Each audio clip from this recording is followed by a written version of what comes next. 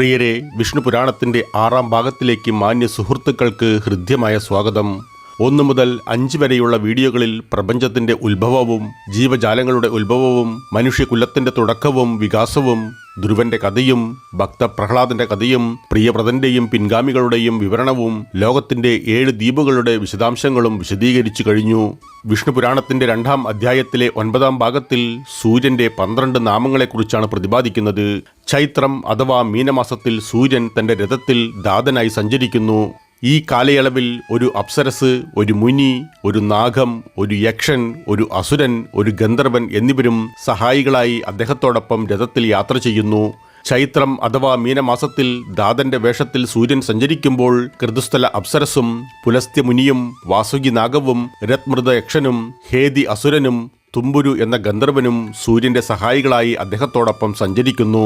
വൈശാഖം അഥവാ മേടം സൂര്യൻ ആര്യമാനായും സഹായികളായി പുഞ്ചസ്ഥല അപ്സരസും പുലഹമുനിയും കച്ചവീരനാഗവും രഥൗജ യക്ഷനും പ്രഹേതി രാക്ഷസനും നാരദ ഗന്ധർവനും കൂടെയുണ്ടാവും.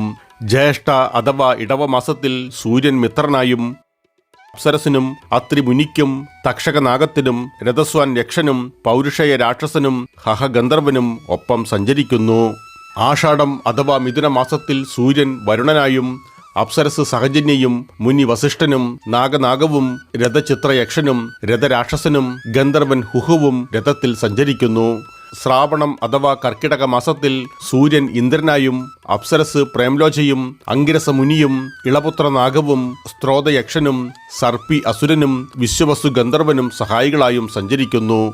ഭദ്രപാദം അഥവാ ചിങ്ങമാസത്തിൽ സൂര്യൻ വിവസ്വാനായും അപ്സരസ് അനുപലോചയും മുനി ഭൃഗുവും ശംഖപാലനാഗവും ആപുരാൻ യക്ഷനും വ്യാഘ്ര അസുരനും ഉഗ്രസേന ഗന്ധർവനും വിവസ്വാനെ അനുഗമിക്കുന്നു. അശ്വിന അതായത് കന്യമാസത്തിൽ സൂര്യൻ പൗഷനായും അപ്സരസ് ഘൃതാച്ചിയും മുനി ഗൗതമനും ധനഞ്ജയ നാഗവും സുഷേണ യക്ഷനും വാറ്റരാക്ഷസനും വസുരുചി ഗന്ധർവനും അദ്ദേഹത്തെ അനുഗമിക്കുന്നു. കാർത്തിക അതായത് തുലാമാസത്തിൽ സൂര്യൻ പർജന്യൻ എന്നറിയപ്പെടുന്നു. അദ്ദേഹത്തോടൊപ്പം അപ്സരസ് വിശ്വശ്രീയും മുനി ഭരദ്വാജനും നാഗം ഐരാവതനും യക്ഷൻ സഞ്ജിതനും ആപരാക്ഷസനും വിശ്വവാസു ഗന്ധർവനും രഥം പങ്കിടുന്നു. മാർഗശീർഷ മാസം അതായത് വൃശ്ചിക മാസത്തിൽ സൂര്യൻ അംശനായും അദ്ദേഹത്തോടൊപ്പം അപ്സരസ് ഉർവശിയും മുനി കശ്യപനും നാഗം മഹാപത്മനും യക്ഷൻ തർഷ്യനും അസുരൻ വിദ്യുതനും ഗന്ധർവൻ ചിത്രസേനനും പങ്കാളിത്തം വഹിക്കുന്നു. പൗഷ അതായത് ധനുമാസത്തിൽ സൂര്യൻ ഭാഗൻ എന്നറിയപ്പെടുന്നു. ആ മാസത്തിൽ ഭാഗനോടൊപ്പം അപ്സരസ് പൂർവചിത്തിയും മുനി ക്രതുവും നാഗം കാർക്കോടകനും യക്ഷൻ അരിഷ്ടനേമിയും അസുരൻ സ്പൂർജനും ഗന്ധർവൻ ഉർണായുവും പങ്കാളിത്തം വഹിക്കുന്നു. മാഘ അതായത് മകരമാസത്തിൽ സൂര്യൻ ത്വസ്തനാണ്.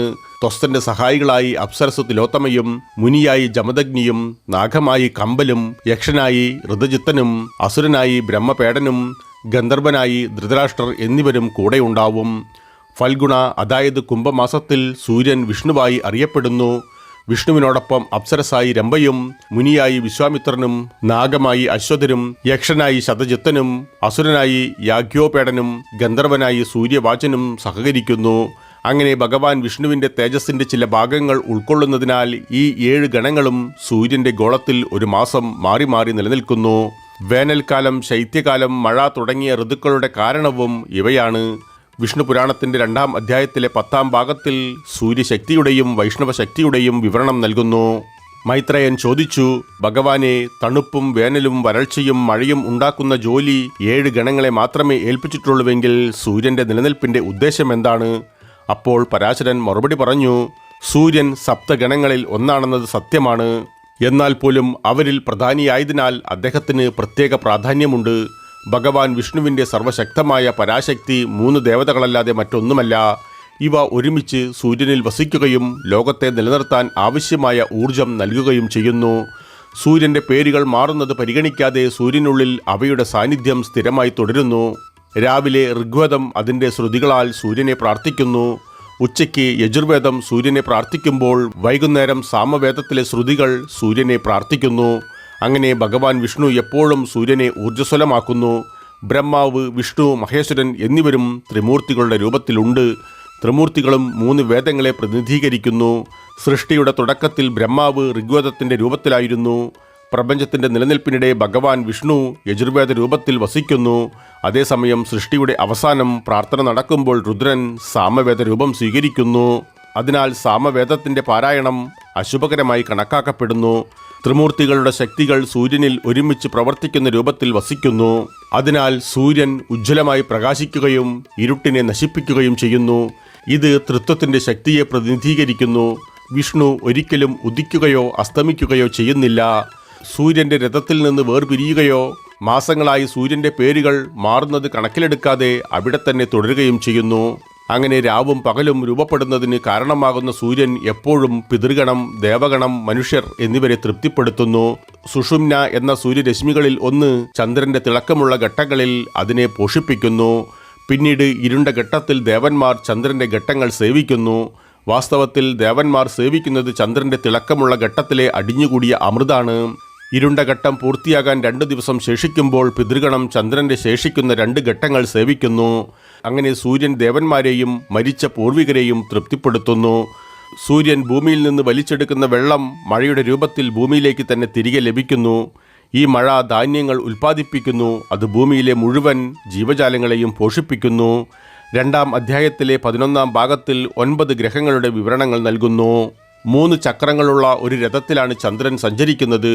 10 കുതിരകളാണ് ഈ രഥം വലിക്കുന്നത്. അതിൻ്റെ മുഴുവൻ യാത്രയിലും ചന്ദ്രൻ 27 നക്ഷത്രങ്ങളിലൂടെയും കടന്നു പോകുന്നു. ഈ കുതിരകൾ ചന്ദ്രന്റെ രഥത്തെ ഒരു പൂർണ്ണ കൽപ്പത്തിലേക്ക് വലിച്ചു കൊണ്ടുപോകുന്നു. സൂര്യൻ തൻ്റെ രശ്മികളാൽ ചന്ദ്രനെ പോഷിപ്പിക്കുന്നു.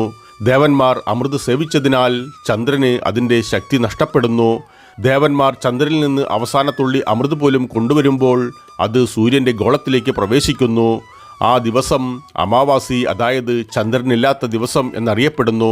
ആ ദിവസം ചന്ദ്രൻ ആദ്യം വെള്ളത്തിൽ പ്രവേശിക്കുന്നു. തുടർന്ന് മരങ്ങളുടെയും വള്ളിച്ചെടികളുടെയും ഇലകളിൽ പ്രവേശിക്കുന്നു. ഒടുവിൽ സൂര്യന്റെ ഗോളത്തിലേക്കും പ്രവേശിക്കുന്നു. അതുകൊണ്ട് തന്നെയാണ് മരങ്ങൾ മുറിക്കുകയോ ഇലകൾ പറിക്കുകയോ ചെയ്യുന്ന ഏതൊരാളും ബ്രാഹ്മണനെ കൊല്ലുന്നതിന് തുല്യമായ കുറ്റം ചെയ്യുന്നതായി കണക്കാക്കുന്നത്. അമാവാസി ദിനത്തിൽ പിതൃഗണങ്ങൾ ചന്ദ്രനിൽ നിന്ന് അമൃത് കുടിക്കുകയും സംതൃപ്തി അനുഭവിക്കുകയും ചെയ്യുന്നു. അങ്ങനെ ചന്ദ്രൻ ദേവന്മാരെ തിളക്കമുള്ള ഘട്ടത്തിൽ തൃപ്തരാക്കുകയും പിതൃഗണങ്ങളെ ഇരുണ്ട ഘട്ടത്തിൽ തൃപ്തരാക്കുകയും ചെയ്യുന്നു. ചന്ദ്രൻ മരങ്ങളിലും വള്ളിച്ചെടികളിലും മറ്റ് സസ്യജാലങ്ങളിലും അതിൻ്റെ അമൃത് വർഷിക്കുന്നു. ഇത് മനുഷ്യർ, മൃഗങ്ങൾ, പക്ഷികൾ, പ്രാണികൾ തുടങ്ങിയ ജീവികൾക്കും ആനന്ദം നൽകുന്നു. ബുദ്ധൻ, അതായത് ബുധൻ ചന്ദ്രന്റെ പുത്രനാണ്. അദ്ദേഹത്തിന്റെ രഥം അഗ്നിയും വായുവും കൊണ്ടാണ് നിർമ്മിച്ചിരിക്കുന്നത്. കടും മഞ്ഞ നിറത്തിലുള്ള 8 കുതിരകളാണ് അദ്ദേഹത്തിന്റെ രഥം വലിക്കുന്നത്. ശുക്രന്റെ രഥവും വളരെ ഗംഭീരവും മനോഹരവുമായ പതാകകളാൽ അലങ്കരിച്ചിരിക്കുന്നു. മംഗൾ അഥവാ ചൊവ്വ അഗ്നിയിൽ നിന്ന് ഉത്ഭവിച്ച ഒരു രഥത്തിൽ യാത്ര ചെയ്യുന്നു. അദ്ദേഹത്തിന്റെ രഥം 8 ചുവന്ന കുതിരകൾ വലിക്കുന്നു. 8 മഞ്ഞ കുതിരകൾ വലിക്കുന്ന ഒരു സ്വർണ്ണ രഥത്തിലാണ് ബൃഹസ്പതി, അതായത് വ്യാഴം സഞ്ചരിക്കുന്നത്. മന്ദഗതിയിലുള്ള ചലനത്തിന് ശനി പ്രശസ്തനാണ്. ആകാശത്ത് നിന്ന് രൂപപ്പെട്ട ഒരു രഥത്തിൽ ശനി സഞ്ചരിക്കുന്നു. അദ്ദേഹത്തിന്റെ രഥത്തിന്റെ കുതിരകളുടെ നിറവും വളരെ വിചിത്രമാണ്. രാഹുവിന്റെ രഥം തവിട്ട് നിറമുള്ളതും 7 കറുത്ത കുതിരകൾ വലിക്കുന്നതുമാണ്. കേതുവിന്റെ രഥവും 8 ചുവന്ന കുതിരകളാണ് വലിക്കുന്നത്. 9 ഗ്രഹങ്ങളുടെയും രഥങ്ങൾ ധ്രുവനുമായി ബന്ധപ്പെട്ടിരിക്കുന്നു. അങ്ങനെ അവയെല്ലാം വർഷം തോറും ഒരേ പാതയിലൂടെ വീണ്ടും വീണ്ടും സഞ്ചരിക്കുന്നു. രാത്രിയിൽ ശിശുമാർ ചക്രം, അതായത് നക്ഷത്രപാത ദർശിക്കുന്നത് പകൽ സമയത്ത് ഒരു മനുഷ്യൻ ചെയ്യുന്ന എല്ലാ പാപങ്ങളെയും നശിപ്പിക്കുന്നു. ജലം ഭഗവാൻ വിഷ്ണുവിൻ്റെ ഒരു മൂർത്ത രൂപമാണ്. ഭൂമി പോലും വെള്ളത്തിൽ നിന്നാണ് ഉത്ഭവിച്ചത്. നക്ഷത്രങ്ങൾ, 3 ലോകങ്ങൾ, വനങ്ങൾ, സസ്യങ്ങൾ, പർവ്വതങ്ങൾ, ദിശകൾ, നദികൾ, കടൽ, മുഴുവൻ പ്രകൃതിയും ഭഗവാൻ വിഷ്ണുവിൻ്റെ രൂപമാണ്. അങ്ങനെ ഊർജ്ജസ്വലമായ ഈ പ്രകൃതി ഭഗവാൻ വിഷ്ണുവിൻ്റെ സർവ്വവ്യാപിയായ സ്വഭാവം കാണിക്കുന്നു. 2-ാം അധ്യായത്തിലെ 12-ാം ഭാഗത്തിൽ ഭരതന്റെ ജീവിതരേഖയുടെ വിശദാംശങ്ങളാണ് ഉൾക്കൊള്ളുന്നത്. മൈത്രേയൻ ചോദിച്ചു, ഭഗവാനെ, ഇനി ഭരതൻ എന്ന രാജാവിൻ്റെ ജീവിതത്തിൽ നിന്നുള്ള വിവിധ കഥകൾ കേൾക്കാൻ ഞാൻ ആഗ്രഹിക്കുന്നു. അദ്ദേഹം ഒരു പുണ്യഭൂമിയിൽ ജനിച്ചു, എപ്പോഴും ദൈവത്തെ ധ്യാനിച്ചിരുന്നു. എന്നിട്ടും എന്തുകൊണ്ടാണ് അദ്ദേഹത്തിന് മോക്ഷം നേടാൻ കഴിയാത്തത്? അടുത്ത ജന്മത്തിൽ ഒരു ബ്രാഹ്മണനായി അദ്ദേഹം എന്താണ് ചെയ്തത്? അപ്പോൾ പരാശരൻ വിശദീകരിച്ചു, ഭരതൻ എന്ന രാജാവ് എപ്പോഴും ദൈവത്തെക്കുറിച്ച് ചിന്തിച്ചിരുന്നു. അദ്ദേഹം വളരെ കാലം ശാലിഗ്രാമിൽ താമസിച്ചു. അവിടെ അദ്ദേഹം ദൈവത്തിൻ്റെ നാമങ്ങൾ ഉരുവിടുകയും ആരാധനയ്ക്കായി വിവിധ വസ്തുക്കൾ ശേഖരിക്കുകയും ചെയ്യുമായിരുന്നു. അതല്ലാതെ അദ്ദേഹം ഒന്നും ചെയ്തില്ല. ഒരു ദിവസം അദ്ദേഹം നദിയിൽ കുളിച്ചുകൊണ്ടിരുന്നപ്പോൾ ഒരു മാൻ എതിർകരയിലെത്തി. അവൾ ഗർഭാവസ്ഥയുടെ അന്തിമഘട്ടത്തിലായിരുന്നു. അവൾ വെള്ളം കുടിച്ചുകൊണ്ടിരുന്നപ്പോൾ കാട്ടിലെവിടെയോ ഒരു സിംഹഗർജനം കേട്ടു. ആ ഗർജനത്തിൽ പേടിച്ച മാൻ പുഴയിലേക്ക് എടുത്തു ചാടി പുഴ മറികടക്കാൻ ശ്രമിച്ചു. ചാട്ടത്തിന്റെ ആഘാതത്തിൽ മാൻ പ്രസവിക്കുകയും ആ പിഞ്ചു കുഞ്ഞ് നദിയിൽ പതിക്കുകയും ചെയ്തു. എന്നാൽ മാതാവായ മാൻ ആ വീഴ്ചയുടെ ആഘാതത്തിന്റെ വേദന സഹിക്കാനാവാതെ മരിച്ചുപോയി. ജനിച്ചു വീണ കുഞ്ഞിനെ ഭരതൻ രക്ഷിച്ച് തൻ്റെ ആശ്രമത്തിലേക്ക് കൊണ്ടുവന്നു. അന്നു മുതൽ അദ്ദേഹം ആ കുഞ്ഞിനെ സ്നേഹത്തോടെയും കരുതലോടെയും പരിചരിക്കാൻ തുടങ്ങി. കാലക്രമേണ ഭരതന് ആ മാൻ കിടാവിനോടുള്ള അടുപ്പം വർദ്ധിച്ചു. അത് കാഴ്ചയിൽ നിന്ന് മറയുമ്പോഴെല്ലാം അതിയായ ആശയക്കുഴപ്പം അദ്ദേഹം അനുഭവിച്ചു. താമസിയാതെ ഭരതരാജാവ് ആ മാനിനോടുള്ള സ്നേഹത്തിനായി സർവ്വവും ഉപേക്ഷിക്കുന്നു.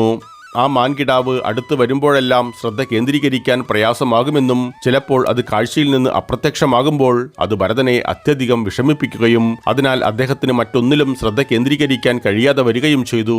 പക്ഷേ ആ മാൻകുഞ്ഞിന് അതിൻ്റെ സ്വാഭാവികമായ സഹജാവബോധം ഉപേക്ഷിക്കാൻ കഴിഞ്ഞില്ല. വളർന്നപ്പോൾ ഒരു ദിവസം ഒരു മാൻകൂട്ടത്തെ കാണുകയും സ്വന്തമായി ഒരു ഇണയെ കണ്ടെത്തുന്നതിനായി ആ കൂട്ടത്തോട് കൂടിച്ചേരുകയും ചെയ്തു. അന്നു മുതൽ ആ മാൻ ആശ്രമത്തിലേക്ക് മടങ്ങിയില്ല. മാനിൽ നിന്നുള്ള വേർപിരിയൽ ഭരതരാജാവിനെ മാരകമായി ബാധിച്ചു. മരിക്കുന്നേരം അദ്ദേഹത്തിന്റെ മനസ്സ് പൂർണ്ണമായും സ്നേഹവും കരുതലും കൊണ്ട് വളർത്തിയ മാനിന്റെ ചിന്തകളിൽ മാത്രം കേന്ദ്രീകരിച്ചു. അതുമൂലം ഭരതൻ അടുത്ത ജന്മത്തിൽ ഒരു മാനായി പുനർജന്മം കൊണ്ടു. എന്നിട്ടും അദ്ദേഹം തന്റെ മുൻകാല ജീവിതം ഓർമ്മിച്ചു. അങ്ങനെ ആ മാൻ തന്റെ കൂട്ടത്തെ ഉപേക്ഷിച്ച് ശാൽഗ്രാമിൽ ഒരു സ്ഥലം കണ്ടെത്തി. അവിടെ ഉണങ്ങിയ പുല്ലും ഇലകളും തിന്ന് സമയം ചിലവഴിച്ചു. അടുത്ത ജന്മത്തിൽ ഭരതൻ ഒരു സംസ്കാര സമ്പന്നനായ ബ്രാഹ്മണ കുടുംബത്തിലാണ് ജനിച്ചത്. ഈ ജന്മത്തിലും അദ്ദേഹം തൻ്റെ മുൻകാല ജന്മങ്ങളെക്കുറിച്ച് ഓർമ്മിച്ചു. ജനനം മുതൽ ഭരതന് എല്ലാ ആചാരങ്ങളും വേദങ്ങളും അറിയാമായിരുന്നു. തൻ്റെ ആത്മാവിനെ ഒരു അതീന്ദ്രിയമായ രീതിയിൽ കണ്ടു. അതിനാൽ നൂൽച്ചടങ്ങിന് ശേഷവും അദ്ദേഹം വിദ്യാഭ്യാസം ഏറ്റെടുത്തില്ല. ഗുരുക്കന്മാർ പോലും അദ്ദേഹത്തിന് വിദ്യാഭ്യാസത്തിൽ താൽപ്പര്യം ജനിപ്പിക്കുന്നതിൽ പരാജയപ്പെട്ടു. ഭരതൻ വൃത്തിഹീനമായ തുണിത്തരങ്ങൾ ധരിച്ച് ഇവിടെയും അവിടെയുമായി അലഞ്ഞു നടന്നു. അതിനാൽ സഹബ്രാഹ്മണരും ഗ്രാമവാസികളും അദ്ദേഹത്തെ അപമാനിച്ചു. അങ്ങനെ ഭരതൻ മറ്റുള്ളവരുടെ പെരുമാറ്റത്തിൽ നിസ്സംഗത പാലിച്ച് കിട്ടിയ അല്പഭക്ഷണം കഴിച്ച് സ്വയം പോറ്റി. പിതാവിൻ്റെ മരണാനന്തരം സഹോദരന്മാർ അല്പഭക്ഷണം മാത്രം നൽകി വയലിൽ അവനെക്കൊണ്ട് കഠിനാധ്വാനം ചെയ്യിപ്പിച്ചു. അദ്ദേഹത്തിൻ്റെ നിഷ്ക്രിയത്വം കാരണം അദ്ദേഹം ജഡഭരതൻ എന്നറിയപ്പെട്ടു. ഒരു രാത്രി ജഡഭരതൻ തൻ്റെ കൃഷിയിടങ്ങളിൽ കാവൽ നിൽക്കുമ്പോൾ രാജാവിൻ്റെ സൈന്യാധിപനായ വൃഷത്രാജൻ അവനെ പിടികൂടി കൊണ്ടുപോയി. രാജാവ് മഹാകാളി ദേവിയുടെ മുൻപാകെ അവനെ ബലിയർപ്പിക്കുവാൻ ആഗ്രഹിച്ചു. എന്നാൽ ഒരു പരമോന്നത യോഗിയെ നേർച്ച മൃഗമായി കൊണ്ടുവരുന്നത് കണ്ട് മഹാകാളി ദേവി രാജാവിൻ്റെ ശിരച്ഛേദം ചെയ്ത് രക്തം കുടിച്ചുകൊണ്ട് സ്വന്തം കോപം പ്രകടിപ്പിച്ചു. പിന്നീട് നടന്ന മറ്റൊരു സംഭവത്തിൽ സൗവീർ രാജാവ് ധർമ്മോപദേശത്തിനായി കപില മഹർഷിയെ സന്ദർശിക്കാൻ ഒരു പല്ലക്കിൽ യാത്ര ചെയ്യുകയായിരുന്നു. യാദൃശ്ചികമായി ഒരാൾക്ക് പല്ലക്ക് ചുമക്കാൻ കഴിയാതെ വന്നു.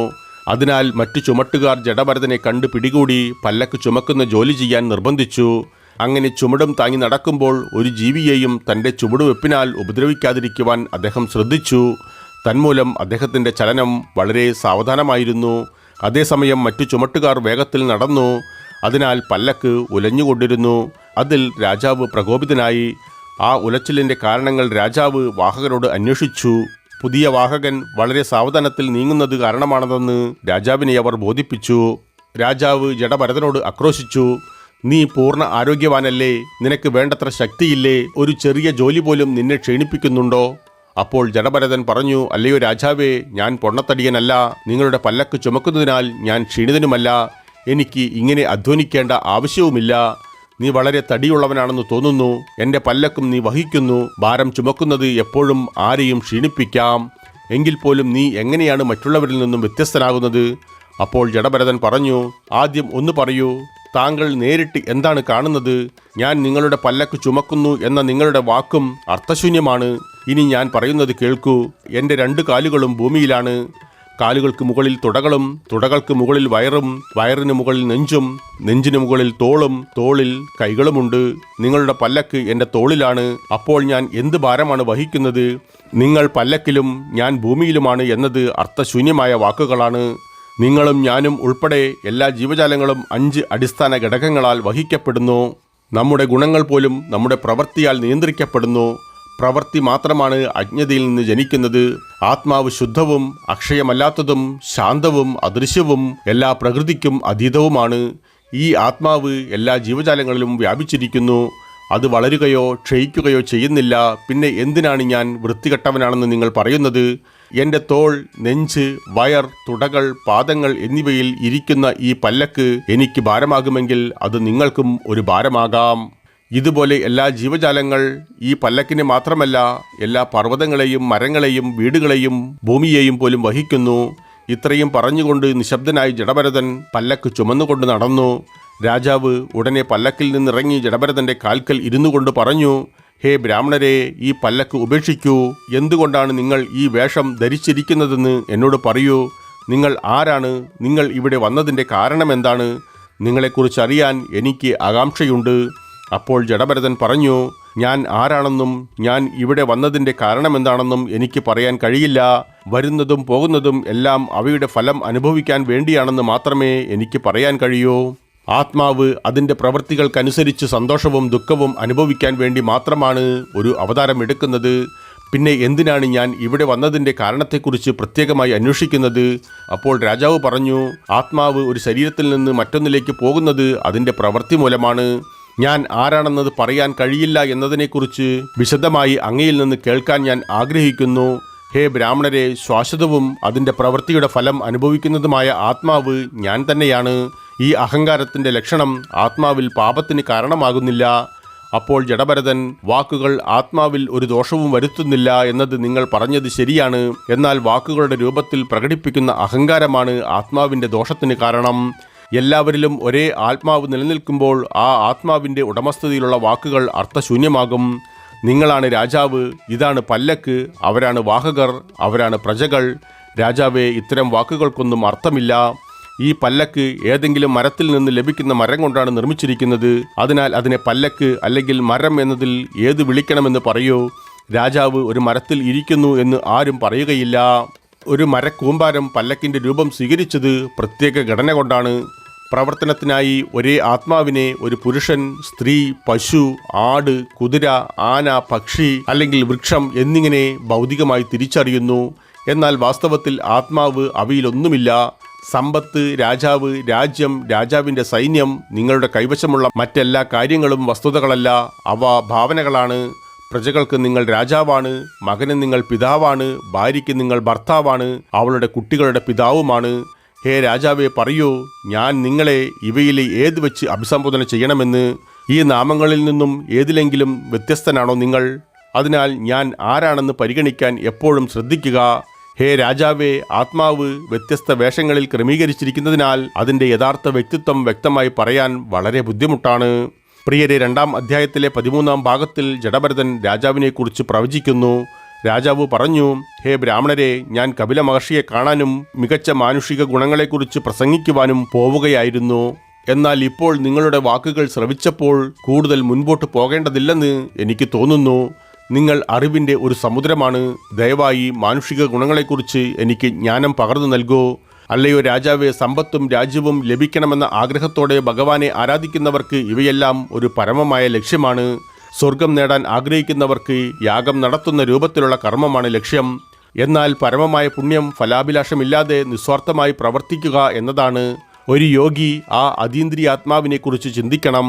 കാരണം അത് ആ പരമാത്മാവിൽ ലയിക്കാനുള്ള ഏക മാർഗമാണ്. ഒരു വ്യക്തി മതപരമായ പ്രവർത്തനങ്ങളിൽ സമയം ചിലവഴിക്കുമ്പോൾ സമ്പത്താണ് ലക്ഷ്യമെങ്കിൽ, ഒരു പുത്രനാണ് ലക്ഷ്യമെങ്കിൽ, അത് ആഗ്രഹിക്കുന്ന അച്ഛനും ആ വ്യക്തിയും മറ്റൊരാളുടെ ലക്ഷ്യമായിരിക്കാം. അങ്ങനെയെല്ലാം ഒരേ കാലത്തേക്ക് നിലനിൽക്കുന്നതിനാൽ പിന്നീട് ഇല്ലാതാകുന്നതിനാൽ പരമോന്നത ലക്ഷ്യമില്ല. അതിനാൽ ഏതെങ്കിലും ഭൗതിക വസ്തുവിനെ പരമോന്നത ലക്ഷ്യവുമായി കണക്കാക്കുന്നത് അർത്ഥശൂന്യമാണ്. പരമാത്മാവിൽ നിന്ന് വേറിട്ട ആത്മാവിനെ പരിഗണിക്കുന്നതും നിരർത്ഥകമാണ്. ആത്മാവ് ഒന്നാണ്, സർവ്വവ്യാപിയും നിഷ്പക്ഷനും ശുദ്ധനും അദൃശ്യനും അതീന്ദ്രിയനുമാണ്. ജനനമരണ ചക്രങ്ങളിൽ നിന്നും അത് മുക്തവുമാണ്. അതിനെ സൃഷ്ടിക്കുവാനോ നശിപ്പിക്കുവാനോ കഴിയില്ല. അത് പരമമായ സർവജ്ഞനാണ്. വ്യത്യസ്ത ജീവരൂപങ്ങളിലുള്ള അതിൻ്റെ പ്രകടനം താൽക്കാലികമാണ്. ജീവജാലങ്ങളുമായി ആത്മാവിനെ തിരിച്ചറിയുന്നത് അടിസ്ഥാനരഹിതമാണ്. നിരവധി ജീവജാലങ്ങളിൽ അടങ്ങിയിരിക്കുന്ന ആത്മാവ് അടിസ്ഥാനപരമായി ഏകവും ഒന്നു തന്നെയുമാണ്. ഇത് ഒരാൾ ഉണർന്നു കഴിഞ്ഞാൽ അവനിൽ ഇരുട്ട് തുടരില്ല. അജ്ഞതയുടെ മൂടുപടം അവനിൽ നിന്നും വിട്ടുനിൽക്കും. പ്രിയരെ, 2-ാം അധ്യായത്തിലെ 14-ാം ഭാഗത്തിൽ ഋഭുവിൻ്റെയും നിദാഖിൻ്റെയും കഥ വിവരിക്കുന്നു. ജഡഭരതൻ്റെ വാക്കുകൾ കേട്ട രാജാവ് ആഴത്തിലുള്ള ചിന്തകളിലായി. തുടർന്ന് ജഡഭരതൻ ഋഭുവിൻ്റെയും നിദാകൻ്റെയും കഥ പറഞ്ഞു. ഒരിക്കൽ ദേവിക നദിയുടെ തീരത്തുള്ള വീർനഗർ എന്ന മനോഹരമായ പട്ടണത്തിൽ പുലസ്ത്യപുത്രൻ നിദാകൻ താമസിച്ചിരുന്നു. അദ്ദേഹം ബ്രഹ്മാവിൻ്റെ പുത്രനായ ഋഭുവിൻ്റെ ശിഷ്യനായിരുന്നു. ഒരിക്കൽ 1000 വർഷത്തെ ഇടവേളയ്ക്ക് ശേഷം ഋഭു തൻ്റെ ശിഷ്യനായ നിദാകനെ കാണുവാൻ തീരുമാനിച്ചു. അങ്ങനെ അദ്ദേഹം വീർനഗറിലെത്തി. നിദാകൻ അദ്ദേഹത്തെ സ്വാഗതം ചെയ്യുകയും ഊഷ്മളമായി പെരുമാറുകയും ചെയ്തു. അത്താഴത്തിന് ശേഷം രാത്രിയിൽ അവർ ഇരുവരും ഒരുമിച്ചിരുന്നപ്പോൾ നിദാകൻ ഗുരുവിനോട് ഭക്ഷണം തൃപ്തികരമായിരുന്നോ എന്ന് അന്വേഷിച്ചു. അപ്പോൾ ഋഭു പറഞ്ഞു, ഹേ ബ്രാഹ്മണരെ, വിശക്കുന്നവർ മാത്രമേ ഭക്ഷണത്താൽ തൃപ്തരാകൂ. എനിക്കൊരിക്കലും വിശപ്പോ ദാഹമോ അനുഭവപ്പെട്ടിട്ടില്ല. പിന്നെ എൻ്റെ സംതൃപ്തിയെക്കുറിച്ച് എനിക്ക് എങ്ങനെ പറയാൻ പറ്റും? വിശപ്പും ദാഹവും ഭൗതിക ശരീരത്തിൻ്റെ ഗുണങ്ങളാണ്. ആരോഗ്യവും സംതൃപ്തിയും മനസ്സിൻ്റെ അവസ്ഥകളാണ്. ഹേ ബ്രാഹ്മണരെ, ഈ ഗുണങ്ങൾ ഉള്ളവരോട് മാത്രം ഈ ചോദ്യം ചോദിക്കുക, എന്നോടല്ല ചോദിക്കേണ്ടത്. രുചികരമായ ഭക്ഷ്യവസ്തുക്കൾ പോലുള്ള ഭക്ഷണത്തിൻ്റെ ഗുണങ്ങൾ പോലും അർത്ഥശൂന്യമാണ്. കാരണം ഒരു രുചികരമായ ഭക്ഷണ വസ്തുവിന് കുറച്ച് സമയത്തിന് ശേഷം അതിൻ്റെ രുചി നഷ്ടപ്പെടുകയും സംതൃപ്തിക്ക് പകരം അസ്വസ്ഥത ഉണ്ടാക്കുകയും ചെയ്യുന്നു. അതിനാൽ രുചികരവും രുചിയില്ലാത്തതുമായ ഭക്ഷണ വസ്തുക്കളോട് ഒരു നിഷ്പക്ഷ ബോധം വളർത്തിയെടുക്കാൻ നിങ്ങൾ ശ്രമിക്കണം. മോക്ഷം നേടുന്നതിന് നിഷ്പക്ഷത അനിവാര്യമാണ്. പ്രിയരെ, വിഷ്ണുപുരാണത്തിൻ്റെ 2-ാം അധ്യായത്തിലെ 15-ാം ഭാഗത്തിൽ ഋഭു നിദാകനോട് സംവദിക്കുന്നത് തന്നെയാണ് ഉൾപ്പെടുത്തിയിരിക്കുന്നത്. ഈ സംഭവത്തിന് ശേഷം 1000 വർഷങ്ങൾക്ക് ശേഷം ഋഭു വീണ്ടും തൻ്റെ ശിഷ്യനായ നിദാകനെ സന്ദർശിക്കുവാൻ തീരുമാനിച്ചു. അങ്ങനെ അദ്ദേഹം വീണ്ടും വീർനഗറിലെത്തി. ആ സമയത്ത് ആ പട്ടണത്തിൻ്റെ രാജാവ് തൻ്റെ സൈന്യത്തെ നയിച്ചുകൊണ്ട് ഒരു ഘോഷയാത്ര നടത്തുകയായിരുന്നു. ആയതുകൊണ്ട് തന്നെ പട്ടണത്തിലെ പ്രധാന വീതിയിൽ ഒരു വലിയ ജനക്കൂട്ടമുണ്ടായിരുന്നു. ആ സന്ദർഭത്തിൽ നിദാഗ് കാട്ടിൽ നിന്ന് ചില പൂജാ സാധനങ്ങൾ കൊണ്ടുപോവുകയായിരുന്നു. ജനക്കൂട്ടം പിരിഞ്ഞു പോകുന്നതിനായി അദ്ദേഹം കാത്തുനിന്നു. അതേസമയം ഋഭുവും അവിടെ എത്തി. ജനക്കൂട്ടത്തിൽ നിന്ന് മാറി ഒറ്റയ്ക്ക് നിൽക്കുന്ന നിദാഗിനെ കണ്ട് ഋഭു അദ്ദേഹത്തെ സമീപിച്ചു. എന്താണ് ഇവിടെ നിൽക്കുന്നതെന്ന് ചോദിച്ചു. നിദാഗ് പറഞ്ഞു, ഹേ ബ്രാഹ്മണരെ, ഇന്ന് നമ്മുടെ പട്ടണത്തിലെ രാജാവ് ഒരു ഘോഷയാത്ര നടത്തുന്നു. അതിനാൽ വീട്ടിലെത്തി എൻ്റെ ആരാധന നടത്താൻ വേണ്ടി ഞാൻ ജനക്കൂട്ടം പിരിഞ്ഞു പോകുന്നതിനായി കാത്തിരിക്കുന്നു. അപ്പോൾ ഋഭു പറഞ്ഞു, നിങ്ങളുടെ വാക്കുകളിൽ നിന്ന് നിങ്ങളുടെ പട്ടണത്തെക്കുറിച്ച് എല്ലാം അറിയുമെന്ന് തോന്നുന്നു. ദയവായി ആരാണ് രാജാവെന്നും ആരാണ് പ്രജകളെന്നും എന്നോട് പറയൂ. അപ്പോൾ നിദാകൻ പറഞ്ഞു, ആനപ്പുറത്ത് സവാരി ചെയ്യുന്നയാൾ രാജാവാണ്. അദ്ദേഹത്തെ നിലത്തുകൂടി പിന്തുടരുന്നവർ അവരുടെ പ്രജകളുമാണ്. ഋഭു പറഞ്ഞു, ഹേ നിദാകൻ, നിങ്ങൾ രാജാവിനെയും ആനയെയും ഒരുമിച്ച് കാണിച്ചു തന്നു. എന്നാൽ അവയുടെ വ്യത്യസ്ത ലക്ഷണങ്ങൾ വെവ്വേറെ കാണിച്ചില്ല. അവയിൽ ആരാണ് രാജാവ്, ആരാണ് ആന? നിദാകൻ മറുപടി പറഞ്ഞു, മുകളിലുള്ളയാൾ രാജാവാണ്, താഴെയുള്ളവൻ ആനയാണ്. അപ്പോൾ ഋഭു, മുകളിലുള്ളതും താഴെയുള്ളതും എന്താണെന്ന് ദയവായി വിശദീകരിക്കൂ. ഋഭു വാക്കുകൾ പൂർത്തിയാക്കിയുടൻ നിദാകൻ്റെ തോളിൽ കയറിക്കൊണ്ട് പറഞ്ഞു, നോക്കൂ, രാജാവിനെപ്പോലെ ഞാൻ നിങ്ങളുടെ മുകളിലും ആനയെപ്പോലെ നിങ്ങൾ എൻ്റെ താഴെയുമാണ്. ഋഭു പറഞ്ഞു, നിങ്ങൾ രാജാവിനെപ്പോലെയും ഞാൻ ആനയെപ്പോലെയുമാണെങ്കിൽ ദയവായി എന്നോട് വിശദീകരിക്കുക. നിങ്ങൾ ആരാണെന്നും ഞാൻ ആരാണെന്നും. നിദാകൻ ഉടനെ താഴെ ഇറങ്ങി ഋഭുവിൻ്റെ കാൽക്കൽ വീട് പറഞ്ഞു, തീർച്ചയായും നിങ്ങൾ മഹാനായ മുനിവരനായ ഋഭുവാണ്. അത് കേട്ട് ഋഭു പറയുന്നു, അതെ, ഞാൻ ഋഭുവാണ്. ഞാൻ വാത്സല്യത്തോടെ നിന്നോട് ധർമ്മോപദേശം നടത്താൻ വന്നതാണ്.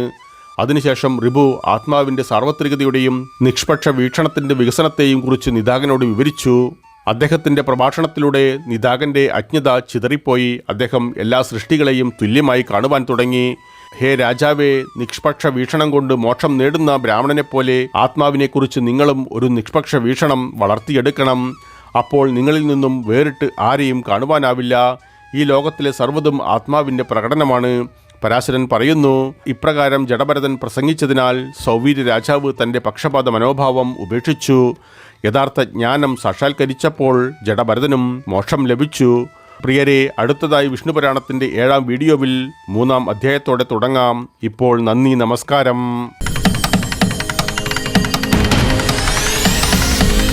പ്രിയരെ, വീഡിയോ കാണുന്നതോടൊപ്പം ചാനൽ വരിക്കാരാകുവാനും അറിയിപ്പുകൾ ലഭിക്കുന്നതിനായി കുടമണി ചിഹ്നം പ്രവർത്തനക്ഷമമാക്കുവാനും ഈ കഥയിൽ നിങ്ങൾ തൃപ്തരാണെങ്കിൽ നിങ്ങളുടെ ഇഷ്ടം അറിയിക്കുവാനും മറ്റുള്ളവരുമായി പങ്കുവയ്ക്കുവാനും മറക്കരുത് പ്രിയ സുഹൃത്തുക്കളെ.